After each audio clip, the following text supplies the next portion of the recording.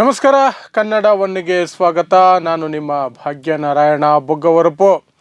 ಯಾವುದೇ ಪ್ರತಿಭೆ ಇಲ್ಲದೆ ಕೇವಲ ನನ್ನಪ್ಪ ದೇಶದ ಗೃಹ ಮಂತ್ರಿ, ನನ್ನ ಅಂಕಲ್ ದೇಶದ ಪ್ರಧಾನಮಂತ್ರಿ ಅನ್ನುವ ಯೋಗ್ಯತೆಯನ್ನು, ಅರ್ಹತೆಯನ್ನು ಮಾತ್ರ ಇಟ್ಕೊಂಡು BCCI ಕ್ರಿಕೆಟ್ನ ಬೋರ್ಡ್ ಕ್ರಿಕೆಟ್ ಬ್ಯಾಟ್ ಹಿಡ್ಕೊಳ್ಳೋಕೆ ಬರದೇ ಹೋದರೂ ಸಹ, ಕ್ರಿಕೆಟ್ ಅಂತ ನೆಟ್ಟಗೆ ಬರೆಯೋಕ್ಕೆ ಬರದೇ ಹೋದರೂ ಸಹ, ಎರಡು ಮಾತು ಕ್ರಿಕೆಟ್ ಅಂತ ಕ್ರಿಕೆಟ್ ವಿಚಾರವಾಗಿ ಇಂಗ್ಲೀಷಲ್ಲಿ ಮಾತಾಡೋ ಶಕ್ತಿ ಇಲ್ಲದೆ ಹೋದರೂ ಸಹ ಕ್ರಿಕೆಟ್ನಲ್ಲಿ ಎಲ್ಲ ಸ್ಥಾನಗಳನ್ನು ಅಲಂಕರಿಸಿರುವಂತಹ ಮಿಸ್ಟರ್ ಜೈ ಶಾ, ಆ ಜೈ ಶಾ ದೌಲತ್ತಿಗೆ ಈಗ ಯಾಕೋ ಸ್ವಲ್ಪ ಬ್ರೇಕ್ ಬೀಳುವಂತಹ ಸಾಧ್ಯತೆಗಳಿದೆ. ಕಾರಣ ಏನು ಅಂತ ಹೇಳ್ತೀನಿ. ಅದು ಅನಿವಾರ್ಯ. ಮೋದಿಯವರೇನು ಬೇಕು ಅಂತೇನು ಮಾಡ್ತಿಲ್ಲ. ಮೋದಿ ಪಾಪ ಅದೆಲ್ಲ ಮಾಡೋದಿಲ್ಲ. ಶ್ರೀಮಂತರಿಗೆ, BJP ಪಕ್ಷದಲ್ಲಿರೋರಿಗೆ, ಅವರ ಮಕ್ಕಳಿಗೆ, ಅವರ ವಂಶಕ್ಕೆ ಯಾವ ತೊಂದರೆಯನ್ನು ಮೋದಿ ಯಾವತ್ತಿಗೂ ಕೊಡೋದಿಲ್ಲ. ಸೊ ಜೈ ಶಾಗೆ ಯಾವುದೇ ತೊಂದರೆಯನ್ನು ಮೋದಿ ಕೊಡ್ತಾ ಇಲ್ಲ. ಆದರೆ ಕೆಲವು ರೂಲ್ಸ್ ಆ್ಯಂಡ್ ರೆಗ್ಯುಲೇಷನ್ಸ್, ಅದರಲ್ಲೂ ವಿಶೇಷವಾಗಿ ಒಲಿಂಪಿಕ್ಸ್ ಕಾರಣಕ್ಕೆ ಕೆಲವು ಬದಲಾವಣೆ ಮಾಡಲೇಬೇಕಿದೆ. ಆ ಬದಲಾವಣೆಗಳು ನೇರವಾಗಿ BCCIಯನ್ನು ಸರ್ಕಾರದ ಅಧೀನಕ್ಕೆ ತೆಗೆದುಕೊಂಡು ಬರುವಂತಹ ಸಾಧ್ಯತೆಗಳು ಎದ್ದು ಕಾಣ್ತಾ ಇದೆ. ಸೊ ಏನು ನಡೀಬಹುದು, ಏನದು ವಿಶೇಷ ಅನ್ನೋದನ್ನು ವಿವರಿಸುವಂತಹ ಪ್ರಯತ್ನ ಮಾಡ್ತೀನಿ. ಸೊ ನಾನು ಹೇಳ್ದಂಗೆ ಜೈ ಶಾ ಅನ್ನುವಂತಹ ವ್ಯಕ್ತಿ 2019ರಲ್ಲಿ BCCIಯ ಸೆಕ್ರೆಟರಿಯಾಗಿ ಆಯ್ಕೆಯಾದರು. ಅದಕ್ಕಿಂತ ಮೊದಲು ಗುಜರಾತ್ ಕ್ರಿಕೆಟ್ ಬೋರ್ಡ್ ಅಧ್ಯಕ್ಷರು ಬೇರೆ. ಆ ನಂತರ 2021ರಲ್ಲಿ ಏಷ್ಯನ್ ಕ್ರಿಕೆಟ್ ಅಸೋಸಿಯೇಷನ್ನ ಪ್ರೆಸಿಡೆಂಟ್. ಈಗ BCCIಯ ಪ್ರತಿನಿಧಿಯಾಗಿ ICC president, international cricket council, ಇಡೀ ಜಗತ್ತಿನಲ್ಲಿರುವ ಎಲ್ಲ ಕ್ರಿಕೆಟ್ ಬೋರ್ಡುಗಳನ್ನು ಅಧೀನದಲ್ಲಿ ಇಟ್ಕೊಂಡಿರುವಂತಹ ICCಗೆ ಪ್ರೆಸಿಡೆಂಟು. ಇಷ್ಟೆಲ್ಲ ಕ್ರಿಕೆಟ್ ವಿಚಾರದಲ್ಲಿ, ಕ್ರಿಕೆಟ್ ಬೋರ್ಡುಗಳಲ್ಲಿ ಇಷ್ಟೆಲ್ಲ ಹುದ್ದೆಗಳನ್ನು ಅಲಂಕರಿಸಿರ್ಬೇಕಾದ್ರೆ ಜೈ ಶಾಗೆ ದೊಡ್ಡ ಹಿಸ್ಟ್ರಿ ಇರಬೇಕು, ದೊಡ್ಡ ರೆಕಾರ್ಡ್ ಸೃಷ್ಟಿ ಮಾಡಿರಬೇಕು ಕ್ರಿಕೆಟಲ್ಲಿ ಅಂತ ಅಂದ್ಕೊಂಡ್ರೆ ಅದು ನಿಮ್ಮ ಮೂರ್ಖತನ ಆಗುತ್ತೆ. ಯಾಕೆಂದರೆ ಜೈ ಶಾಗೆ ಬ್ಯಾಟ್ ಹಿಡ್ಕೊಳ್ಳೋಕ್ಕೂ ಸಹ ಬರಲ್ಲ, ಬಾಲ್ ಹಿಡ್ಕೊಳ್ಳೋಕ್ಕೂ ಬರಲ್ಲ, ಬ್ಯಾಟ್ ಬಾಲ್ ಸ್ಪೆಲ್ಲಿಂಗ್ ಹೇಳೋಕ್ಕೂ ಬರಲ್ಲ ಅನ್ನೋದು ನನ್ನ ನಂಬಿಕೆ. ಯಾವ ಟ್ಯಾಲೆಂಟು ಇಲ್ಲ. ಇರೋದು ಒಂದೇ ಅರ್ಹತೆ, ನನ್ನಪ್ಪ ಈ ದೇಶದ ಗೃಹ ಮಂತ್ರಿ, ನನ್ನ ಅಂಕಲ್ ಈ ದೇಶದ ಪ್ರಧಾನಮಂತ್ರಿ. ಹಾಗಾಗಿ ನಾನು ಯಾವ ಕುರ್ಚಿ ಮೇಲೆ ಕೂತ್ಕೋಬೇಕು ಅಂದ್ಕೊಂಡ್ರೆ ಓಡಿ ಹೋಗಿ ಕೂತ್ಕೊಳ್ತೀನಿ. ಯಾವನು ತಡೆಯಂಗಿಲ್ಲ. ಆ ರೀತಿಯಾಗಿ ಈ ಜೈ ಶಾ ಎಲ್ಲ ಹುದ್ದೆಗಳನ್ನು ಅಲಂಕರಿಸಿ ಕೋಟ್ಯಾಂತರ ರೂಪಾಯಿ ದುಡ್ಡು ಮಾಡಿಕೊಂಡಿರುವಂಥದ್ದು. 16,000 ಪಟ್ಟು ಇನ್ಕಮ್ ಜಾಸ್ತಿ ಆಗಿದ್ದ ಲೆಕ್ಕಾಚಾರಗಳ ಬಗ್ಗೆ ಎಲ್ಲ ನೀವು ಒಂದು 5 ವರ್ಷದ ಹಿಂದೆನೇ ಸುದ್ದಿಗಳನ್ನು ಕೇಳಿದರೆ ಅವರು ಮಾಡ್ತಿದ್ದಂತಹ ಬಿಸ್ನೆಸ್ಸು 16,000 ಪಟ್ಟು, 16,000% ಗ್ರೋತ್. ಅದೇ ರೀತಿ ಕ್ರಿಕೆಟ್ನಲ್ಲಿಯೂ ಸಹ ಅವರು ಈಗ ICCಯ ಪ್ರೆಸಿಡೆಂಟ್ ಆಗಿದ್ದಾರೆ ಅಷ್ಟೇ. ಸೊ ಈಗ ಆ ದೌಲತ್ತಿದೆಯಲ್ಲ, ಕ್ರಿಕೆಟ್ ಅಂದರೆ ನಾನು ಅಂದರೆ ಕ್ರಿಕೆಟ್ ಅನ್ನುವಂತಹ ದೌಲತ್ತು ನಡೆಸ್ಕೊಂಡು ಐಷಾರಾಮಿ ಜೀವನ, ಕೋಟ್ಯಾಂತರ ದುಡಿಮೆ ಇದೆಯಲ್ಲ, ಅದರಿಂದ ಸಂಬಳ ಪಡೀತಾ ಇರೋದು, ಅದಕ್ಕೆ ಕುತ್ತು ಬರುವ ಎಲ್ಲ ಸಾಧ್ಯತೆಗಳಿದೆ. ಯಾಕೆ ಅಂದರೆ 2028ರ ಲಾಸ್ ಏಂಜಲೀಸ್ ಒಲಿಂಪಿಕ್ಸ್ಗೆ ಕ್ರಿಕೆಟನ್ನು ಸಹ ಆಯ್ಕೆ ಮಾಡಲಾಗಿದೆ. 2020 ಕ್ರಿಕೆಟ್ ಮ್ಯಾಚ್ಗಳು ಒಲಿಂಪಿಕ್ಸ್ನಲ್ಲಿಯೂ ಸಹ ಸೇರ್ಪಡೆಯಾಗಿದೆ. 2028ಕ್ಕೆ ನಡೆಯುವಂತಹ ಒಲಿಂಪಿಕ್ಸ್ನಲ್ಲಿ ಅದು ಇರುತ್ತೆ.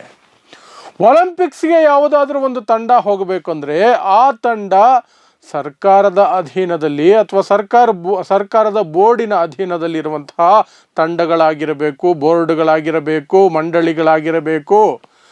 ಆಗ ಮಾತ್ರನೇ ಅದನ್ನು ಆ ದೇಶದ ಅಧಿಕೃತ ತಂಡ ಅಂತ ಪರಿಗಣಿಸೋದು.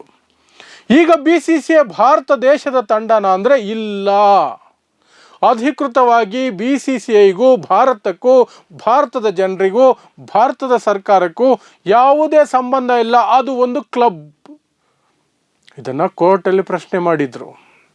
BCCIಗೆ ಯಾಕೆ ಸರ್ಕಾರದ ರೂಲ್ಸ್ ಅಲ್ಲೋಗಲ್ಲ, ಮತ್ತು ಆ್ಯಕ್ಟ್ ಇದೆಯಲ್ಲ, ಇನ್ಫಾರ್ಮೇಷನ್ ಆ್ಯಕ್ಟ್, ಅದು ಯಾಕೆ ಅನ್ವಯ ಆಗಲ್ಲ ಅಂತೆಲ್ಲ ಕೂಡ ಮಾಹಿತಿ ಹಕ್ಕು ಅಡಿಯಲ್ಲಿ ಮಾಹಿತಿ ಕೊಡಿ ಅಂತ ಕೇಳಿದ್ರೆ ನಾವು ಕೊಡೋಕ್ಕಾಗಲ್ಲ, ಇದು ಒಂದು ಪ್ರೈವೇಟ್ ಫರ್ಮ್, ಒಂದು ಕ್ಲಬ್, ಇದು ಪ್ರೈವೇಟ್ ಕ್ಲಬ್, ಇದು ಕ್ರಿಕೆಟ್ ಕ್ಲಬ್ ಅಂತ ಹೇಳಿದರು. ಆಗ ಕೋರ್ಟು ಸಹ ಅದನ್ನು ತೀರ್ಪನ್ನು ಅದೇ ರೀತಿ ಕೊಟ್ಟಿದ್ದರು.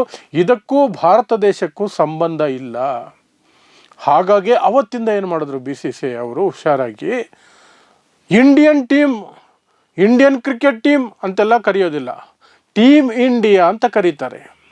ಅಂದರೆ ಅದೊಂದು ಸಪ್ರೇಟ್ ಪ್ರೈವೇಟ್ ಎಂಟಿಟಿ, ಪ್ರೈವೇಟಾಗಿ ಒಂದು ಕ್ಲಬ್ ಮಾಡ್ಕೊಂಡಿದ್ದಾರೆ. ಅದರಲ್ಲಿ ಆಯ್ಕೆ ಪ್ರಕ್ರಿಯೆಯ ಮೂಲಕ ಆ ಕ್ಲಬ್ಬಿನ ಮೆಂಬರ್ಗಳು, ಆಟಗಾರರು ಹೋಗಿ ಬೇರೆ ಕಡೆ ಆಡ್ತಿದ್ದಾರೆ ಅನ್ನುವ ಲೆಕ್ಕಾಚಾರದಲ್ಲೇ BCCI ಇರೋದು. BCCI ಯಾರಿಗೂ ಉತ್ತರದಾಯಿತ್ವ ಇಲ್ಲ, ಸರ್ಕಾರಕ್ಕೆ ಯಾವ ಪ್ರಶ್ನೆ ಕೇಳುವ ಹಕ್ಕು ಇಲ್ಲ. ಅದೊಂದು ಪ್ರೈವೇಟ್ ಫರ್ಮ್ ಇದ್ದ ಹಾಗೆ, ಪ್ರೈವೇಟ್ ಕ್ಲಬ್ ಇದ್ದ ಹಾಗೆ. ಆದರೆ ಈಗ 2028ರ ಲಾಸ್ ಏಂಜಲೀಸ್ ಒಲಿಂಪಿಕ್ಸ್ಗೆ ಅದು ಭಾಗಿಯಾಗಬೇಕು ಅಂದರೆ ಸರ್ಕಾರದ ಬೋರ್ಡಿನ ಅಧೀನದಲ್ಲಿ ಬರಲೇಬೇಕಾಗತ್ತೆ. ಅದಕ್ಕಾಗಿಯೇ ಸರ್ಕಾರ ಈಗ ನ್ಯಾಷನಲ್ ಸ್ಪೋರ್ಟ್ಸ್ ಗವರ್ನೆನ್ಸ್ ಬಿಲ್ ಅಂತ ಒಂದು ಮಸೂದೆಯನ್ನು ಸಂಸತ್ತಿನಲ್ಲಿ ಮಂಡಿಸೋದಕ್ಕೆ ಹೊರಟಿದೆ. ಅದರಲ್ಲಿ ಎಲ್ಲ ಕ್ರೀಡೆಗಳು ಇನ್ಕ್ಲೂಡಿಂಗ್ ಕ್ರಿಕೆಟ್, ಯಾಕಂದರೆ ಒಲಿಂಪಿಕ್ಸಲ್ಲಿ ಭಾಗಿಯಾಗಬೇಕಲ್ಲ, ಕ್ರಿಕೆಟನ್ನು ಸೇರಿಸಿದಂತೆ ಎಲ್ಲವನ್ನೂ ಸಹ ಅದರ ಅಧೀನಕ್ಕೆ ತರಲಾಗುವುದು. ಅದು ಫಂಡಿಂಗ್ ಮಾಡುತ್ತೆ ಆ ಸ್ಪೋರ್ಟ್ಸ್ನ ಡೆವಲಪ್ಮೆಂಟ್ಗೆ. ಎಲ್ಲ ಸ್ಪೋರ್ಟ್ಸ್ಗೂ ಫಂಡ್ಸ್ ಕೊಟ್ಟಂಗೆ ಕ್ರಿಕೆಟ್ಗೂ ಕೊಡುತ್ತೆ. ಇಲ್ಲಿಯವರೆಗೆ BCCI ಏನು ಹೇಳ್ತಾ ಬಂದಿದೆ ಅಂದರೆ, ನಾವು ಸರ್ಕಾರದಿಂದ ₹1 ದುಡ್ಡು ತಗೊಳ್ಳಲಿಲ್ಲ, ಹಾಗಾಗಿ ನಾವು ಪ್ರೈವೇಟ್ ಫರ್ಮು, ಹಾಗಾಗಿ ನಾವು ಯಾರಿಗೂ ಉತ್ತರ ಕೊಡಬೇಕಾದ್ದಿಲ್ಲ, ಇದು ನಮ್ಮ ವೈಯಕ್ತಿಕ ವಿಚಾರ ಇದ್ದಂಗೆ ಅಂತ. ಈಗ ನ್ಯಾಷನಲ್ ಸ್ಪೋರ್ಟ್ಸ್ ಗವರ್ನೆನ್ಸ್ ಬಿಲ್ ಮೂಲಕ ಕ್ರೀಡಾ ಮಂಡಳಿ ಒಳಗಡೆ ಬಂದುಬಿಟ್ರೆ ಖಂಡಿತವಾಗ್ಲೂ ಉತ್ತರ ಕೊಡಬೇಕಾಗತ್ತೆ. ಫಂಡ್ ಕೊಡಲೇಬೇಕಾಗತ್ತೆ ಸರ್ಕಾರ. ಫಂಡ್ ಕೊಟ್ಟ ಮೇಲೆ ಉತ್ತರ ಕೊಡಲೇಬೇಕಾಗತ್ತೆ. RTI ಅಡಿಯಲ್ಲಿಯೂ ಸಹ ಬರುತ್ತೆ, ಎಲ್ಲವೂ ಆಗುತ್ತೆ. ಆವಾಗ ಏನಾಗುತ್ತೆ, ಇವರು ಒಳಗೊಳಗೆ ಮಾಡ್ತಿರುವಂತಹ ಮೋಜು ಮಸ್ತಿ ದರ್ಬಾರು ಎಲ್ಲವೂ ಕಟ್ಟಾಗುತ್ತೆ. ಜೈಶಾ ಪಾಪ ಎಲ್ಲವನ್ನೂ ಅನುಭವಿಸಿದ್ದಾಯಿತು. ಆದರೂ ಅದ್ರ ಮೇಲೆ ಯಾವುದೋ ಒಂದು ಕುರ್ಚಿ ಮೇಲೆ ಪರ್ಮನೆಂಟಾಗಿ ಕೂರಬೇಕು ಅನ್ನೋದೇ ಜೈಶಾ ಲೆಕ್ಕಾಚಾರ. ಅವರ ಪ್ರಕಾರ, ಮೋದಿ ಅಮಿತ್ ಶಾ ಜೈಶಾ ಇಂಥವ್ರ ಲೆಕ್ಕಾಚಾರದ ಪ್ರಕಾರ ಅವರಿಗೆ ಸಾವೇ ಇಲ್ಲ. ನಿರಂತರವಾಗಿ ಅವರೇ ಕೂತಿರ್ತಾರೆ ಚೇರ್ಗಳ ಮೇಲೆ, ಗೂಟ ಹೊಡ್ಕೊಂಡು ಕೂತ್ಕೊಂಡಿರ್ತಾರೆ ಅಂತ ಹೇಳ್ತಾರಲ್ಲ, ಆ ಗೂಟ ಅದರ ನಂಬಿಕೆ ಇಟ್ಕೊಂಡಿರೋರು ಇವರೆಲ್ಲರೂ. ಇವರ ನಡವಳಿಕೆ, ಇವರ ನಿರ್ಧಾರಗಳು, ಇವರು ಮಾಡೋ ಕೆಲಸಗಳು ನೋಡಿದಾಗ, ಇವರ ದೌಲತ್ತು ದೌರ್ಜನ್ಯ ದುರಂಕಾರಗಳನ್ನು ನೋಡಿದಾಗ ನಮಗನ್ಸೋದು, ಇವ್ರ ಪ್ರಕಾರ ಇವ್ರಿಗೆ ಸಾವೇ ಇಲ್ಲ, ನಾವೇ ಪರ್ಮನೆಂಟ್. ಹಾಗೆ BCCIಯಲ್ಲಿ ಅಥವಾ ಕ್ರಿಕೆಟ್ ವಿಚಾರದಲ್ಲಿ ಏನೇ ನಡೆದರೂ ಸಹ ನನ್ನ ಮಾತು, ನನಗೊಂದು ಸ್ಥಾನ, ದೊಡ್ಡ ಸ್ಥಾನ, ಎತ್ತರದ ಸ್ಥಾನ. ನನಗೆ ಬ್ಯಾಟ್ ಇಟ್ಕೊಳಕ್ಕೆ ಬರಲ್ಲ, ಬಾಲ್ ಇಟ್ಕೊಳಕ್ಕೆ ಬರಲ್ಲ, ಬ್ಯಾಟ್ ಬಾಲ್ ಅಂತ ಬರೆಯೋಕ್ಕೆ ಬರಲ್ವೇ ನನ್ನ ನೆಟ್ಟಿಗೆ. ಆದರೂ ಸಹ ಕ್ರಿಕೆಟ್ ಅಂದರೆ ನಾನೇ, ಜೈಶಾ ಅಂದರೆ ಕ್ರಿಕೆಟ್ ಅಂದರೆ ಜೈಶಾ, ಅಷ್ಟೇ. ಆ ಧೈರ್ಯದಲ್ಲಿದ್ದರಲ್ಲ, ಅದಕ್ಕೆಲ್ಲವೂ ಸಹ ಇದು ಒಲಿಂಪಿಕ್ಸ್ಗೆ ಅರ್ಹತೆ ಪಡ್ಕೋಬೇಕಾದ್ರೆ ಅಥವಾ ಒಲಿಂಪಿಕ್ಸಲ್ಲಿ ಪಾಲ್ಗೊಳ್ಳಬೇಕಾದ್ರೆ ಈ ನಿಯಮವನ್ನು ಪಾಲಿಸಲೇಬೇಕು. ಈಗ ಇನ್ನೊಂದು ಇಕ್ಕಟ್ಟು ಬರುತ್ತೆ. ICC ನಿಯಮದ ಪ್ರಕಾರ ಕ್ರಿಕೆಟ್ ಬೋರ್ಡು ಸರ್ಕಾರದ ಅಧೀನದಲ್ಲಿ ಬರಂಗಿಲ್ಲ, ಸರ್ಕಾರ ಹಸ್ತಕ್ಷೇಪ ಮಾಡೋ ಹಾಗಿಲ್ಲ. ಹಾಗಾದರೆ ಏನು ಮಾಡ್ತಾರೆ? ಅದೊಂದು ದೊಡ್ಡ ಕ್ವಶ್ಚನ್ ಮಾರ್ಕ್. ಈಗ ಒಲಿಂಪಿಕ್ಸ್ಗೆ ಹೋಗಬೇಕು ಅಂದರೆ ಸರ್ಕಾರದ ಮಂಡಳಿ ಅಧೀನಕ್ಕೆ ಬರಬೇಕು. ICC ಹೇಳುತ್ತೆ ಯಾವುದೇ ತಂಡ ಯಾವುದೇ ಕಾರಣಕ್ಕೂ ಸಹ ಸರ್ಕಾರದ ಹಸ್ತಕ್ಷೇಪ ಇಲ್ಲದಂಗೆ ಇರಬೇಕು, ಇದ್ದರೆ ನಾವು ಕಿತ್ತು ಬಿಸಾಕ್ತೀವಿ ಅಂತ ಹೇಳಿ ಜಿಂಬಾಬ್ವೆಯನ್ನು ಕಿತ್ತು ಬಿಸಾಕಿದೆ, ಕೆಲವು ದೇಶಗಳನ್ನು ಕಿತ್ತು ಬಿಸಾಕಿದೆ. ಪಾಕಿಸ್ತಾನನೂ ಕೆಲವು ದಿನಗಳ ಕಾಲ ಸಸ್ಪೆನ್ಷನಲ್ಲಿ ಇಟ್ಟಿತ್ತು ICC, ಸರ್ಕಾರದ ಹಸ್ತಕ್ಷೇಪ ಇದೆ ಅಂತ. ಸೊ ಇದು ಗೋಜಲಮಯ ಆಗುವಂತಹ ಸಾಧ್ಯತೆಗಳಿದೆ. ಆದರೆ ಏನೇ ಇರಲಿ, ಜೈಶಾ ದೌಲತ್ತಿಗಂತೂ ಬ್ರೇಕ್ ಬೀಳೋದು ಎದ್ದು ಕಾಣ್ತಾ ಇದೆ. ಈ ಬಿಲ್ಲು ಈ ಮಳೆಗಾಲದ ಅಧಿವೇಶನದಲ್ಲೇ ಮಂಡನೆ ಆಗುತ್ತೆ ಅಂತ ಹೇಳಲಾಗ್ತಿದೆ. ಯಾಕಂದರೆ ಸ್ಪೋರ್ಟ್ಸ್ ಮಿನಿಸ್ಟರ್ ಮನ್ಸುಖ್ ಮಾಂಡವಿಯಾ ಮೊನ್ನೆ ತಾನೇ ಅನೌನ್ಸ್ ಮಾಡಿದ್ರು, ಇಂತಹದ್ದು ನ್ಯಾಷನಲ್ ಸ್ಪೋರ್ಟ್ಸ್ ಗವರ್ನೆನ್ಸ್ ಬಿಲ್ಲನ್ನು ನಾವು ತರ್ತಾ ಇದ್ದೀವಿ, ಎಲ್ಲ ಕ್ರೀಡೆಗಳನ್ನು ಸಹ ಒಂದು ಮಂಡಳಿಯ ಅಡಿಯಲ್ಲಿ ತಗೊಂಬಂದು ಅದಕ್ಕೆ ಪ್ರೋತ್ಸಾಹ ನೀಡುವುದು, ಅದಕ್ಕೆ ಟ್ರೈನಿಂಗಿಂದ ಹಿಡಿದು ಪ್ರತಿಯೊಂದನ್ನು ಸಹ ನಮ್ಮ ನಿಗಾವಣೆಯಲ್ಲಿ ಅದನ್ನು ನಡೆಸ್ತೀವಿ ಅಂತ ಅವರು ಸ್ಪಷ್ಟವಾಗಿ ಹೇಳಿದ್ದಾರೆ. ಸೊ ಇದಿಷ್ಟು BCCIಯಲ್ಲಿ ಕ್ರಿಕೆಟೇ ಬರೆದಿರುವಂತಹ ವ್ಯಕ್ತಿ ಪಡೆದುಕೊಂಡಿರುವಂತಹ ಲಾಭಗಳು, ಆ ಲಾಭಗಳಿಗೆ ಬೀಳಬಹುದಾದಂತಹ ಬ್ರೇಕ್ಗೆ ಕುರಿತಾದಂತಹ ಸುದ್ದಿ.